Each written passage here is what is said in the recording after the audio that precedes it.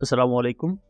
Welcome to एमरात। दोस्तों, दो टॉपिक्स को लेकर बात करने जा रहे हैं। पहला बात करेंगे कि यूएस कांग्रेस की रिपोर्ट में HQ-19 को एक्सक्लूसिवली मेंशन किया गया है पाकिस्तान के लिए, और ऑफिशियली कहा गया है कि पाकिस्तान को ये चाइना ने ऑफर किया है। यहाँ इंडिया का प्रोपेगेंडा किस तरह नलीफाई होता है, प्लस HQ-19 अगर पाकिस्तान में आता है तो इसके फायदे क्या होंगे, प्लस इसके कुछ डिसएडवांटेजेस भी हो सकते हैं, तो उसको भी हम देखेंगे। दूसरा हम बात करेंगे कि पाकिस्तान ने इसराइल की एक और डिमांड को रिजेक्ट किया है, और यहाँ जो खास तौर पर एक प्रोपेगेंडा था कि पाकिस्तान आर्मी हमास के खिलाफ लड़ सकती है या हमास के खिलाफ पिच किया जा सकता है, उसके बारे में भी ऑफिशियली क्लैरिटी आ चुकी है। और जिस नए रोल के लिए पाकिस्तान अपनी आर्मी को डिप्लॉय कर सकता है, उस पर इसराइल के क्या तहफ्फुज़ात हो सकती हैं या इसराइल की क्या ऑब्जेक्शंस हो सकती हैं, इसको डिस्कस करते हैं। पहले टॉपिक की तरफ आ जाएं तो हमने इससे कुछ दिन पहले यूएस कांग्रेस रिपोर्ट को डिस्कस किया था, जो कि यूएस चाइना के तनाजुर में पब्लिश की गई थी। इस रिपोर्ट में पाकिस्तान की मिलिट्री विक्ट्री को अनाउंस किया गया है कि पाकिस्तान ने इंडिया के खिलाफ इस 4 रोजा जंग में मिलिटरली और टेक्टिकली विक्ट्री हासिल की, और इंडिया के मल्टीपल एयरक्राफ्ट शॉट डाउन किए, प्लस इंडिया की मल्टीपल साइट्स को हिट भी किया। उसके साथ साथ यहाँ इस चीज को भी एक्सप्लेन किया गया है कि किस तरह चाइनीज वेपनरी को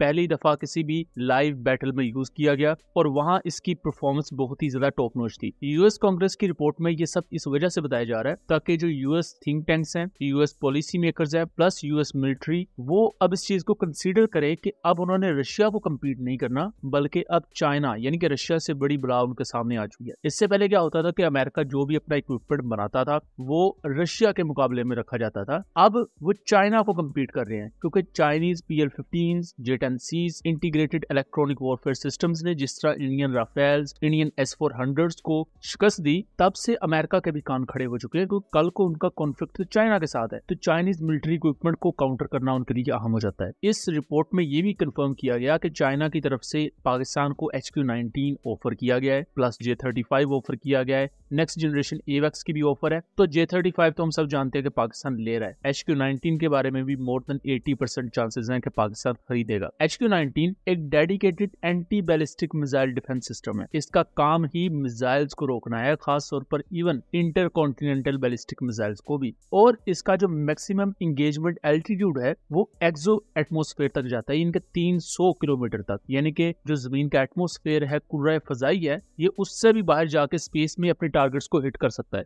लेकिन ये सिस्टम अपने टेस्टिंग ट्रायल्स में मल्टीपल टाइम्स ICBM स्टेज के मैन्यूवरिंग बैलिस्टिक मिसाइल्स को इंटरसेप्ट कर चुका है। लेकिन ये तमाम कैपेबिलिटी होने के बावजूद भी एक इसका डिसएडवांटेज भी है, और ये डिसएडवांटेज हमने ईरान और इसराइल के रिसेंट शोडाउन में भी देखा कि जो anti ballistic missile defence systems होते हैं ये बहुत ही ज्यादा कॉस्टली होते हैं। इनकी कॉस्ट इतनी ज्यादा होती है कि इवन यूएस भी इनकी डिप्लेशन पर परेशान हो जाता है। अगर ये ज्यादा राउंड्स इनके फायर हो जाए तो अच्छी खासी इनकी कॉस्ट होती है। तो वो कॉस्ट किस तरह बेयर करेगा पाकिस्तान, प्लस ये चीज सिर्फ पाकिस्तान के साथ नहीं है बल्कि इंडिया के साथ भी है। उसके साथ साथ अहम चीज इसके साथ ये भी है कि जो anti ballistic missile defence systems होते हैं इनकी प्रोडक्शन स्लो होती है। इनके मिसाइल सिस्टम्स एक तो बहुत ज्यादा हैवी होते हैं, बड़े होते हैं, ज्यादा कॉस्टली होते हैं, इनकी प्रोडक्शन भी उतनी स्पीड से नहीं होती जैसे नॉर्मल एयर डिफेंस सिस्टम की होती है। तो ये भी चीज कंसीडर करनी पड़ेगी कि इसके कितने यूनिट्स पाकिस्तान आते हैं, उनकी डिप्लॉयमेंट किस तरह होती है, और किन हाई वैल्यू टारगेट्स को डिस्ट्रॉय करने के लिए पाकिस्तान HQ-19 को डेजिग्नेट करेगा। ये वो तमाम चीजें हैं जो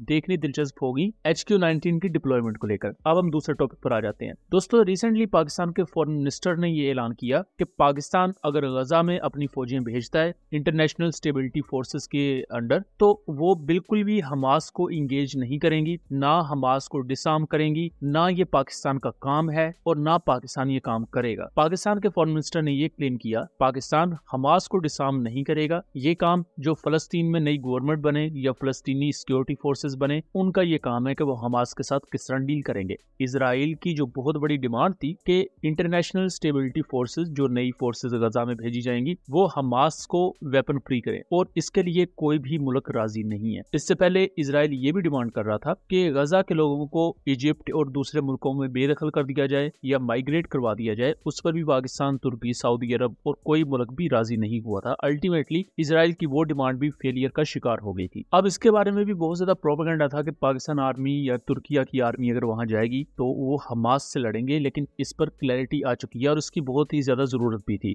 अगर पाकिस्तान, तुर्किया या किसी भी मुल्क की फौज ऐसे किसी भी एक्टिविटी में इंगेज होगी तो उसका नुकसान ही होगा, उसका फायदा सिर्फ इसराइल को होगा और किसी मुल्क को नहीं। तो यही वजह है कि इसराइल की इस डिमांड को भी अब रिजेक्ट कर दिया गया है। और पाकिस्तान ने इसके साथ साथ ये भी क्लेम किया है कि अगर इसके मेरिट क्लियर नहीं किए जाते इंटरनेशनल स्टेबलाइजेशन फोर्स के, तो पाकिस्तान गजा पीस डील तक सिर्फ डॉक्यूमेंट्स की हद तक रहेगा, कोई फिर प्रैक्टिकली पाकिस्तान इसमें अमल दखल नहीं रखेगा, क्योंकि अगर इससे अल्टीमेटली पाकिस्तान को ही नुकसान हो रहा है तो पाकिस्तान का इसमें जाने का फायदा कोई नहीं है। यहाँ एक और अहम चीज समझने की जरूरत है कि इसराइल को इस बात से परेशानी है कि पाकिस्तानी पायलट्स तुर्किया में क्यों होते हैं, क्योंकि जून 2025 में टर्किश एयरफोर्स के कुछ F-16 की फॉर्मेशन ने इजरायली F-16 को इंटरसेप्ट किया था, और इजरायली स्टेट मीडिया उस वक्त रिपोर्ट कर रहा था कि उन टर्किश F-16 को उड़ाने वाले पायलट्स में कुछ पायलट्स पाकिस्तानी भी थे। तब इजराइल को परेशानी थी कि क्यों पाकिस्तानी मिलिट्री तुर्किया में मौजूद होती है, लेकिन गजा जाने से इजराइल को परेशानी नहीं है। उसकी बेसिक वजह ही यही थी कि इजराइल एंटीसिपेट कर रहा था अपनी डिमांड्स को कि वो पूरी कर दी जाएंगी, बट अब चूंकि पाकिस्तान ने और दूसरे कंट्रीज ने भी इसको रिजेक्ट कर दिया है, तो अब देखना दिलचस्प होगा कि इजराइल अब क्या नया पैंतरा आजमाता है। सो दोस्तों, ये था एक एनालिसिस। उम्मीद करता हूँ चीजें क्लियर रही होंगी। वीडियो पसंद आई हो तो इसे ज्यादा से ज्यादा शेयर कीजिएगा, ताकि इस तरह की मजीद इन्फॉर्मेटिव वीडियोस हम आपके लिए लेकर आ सकें।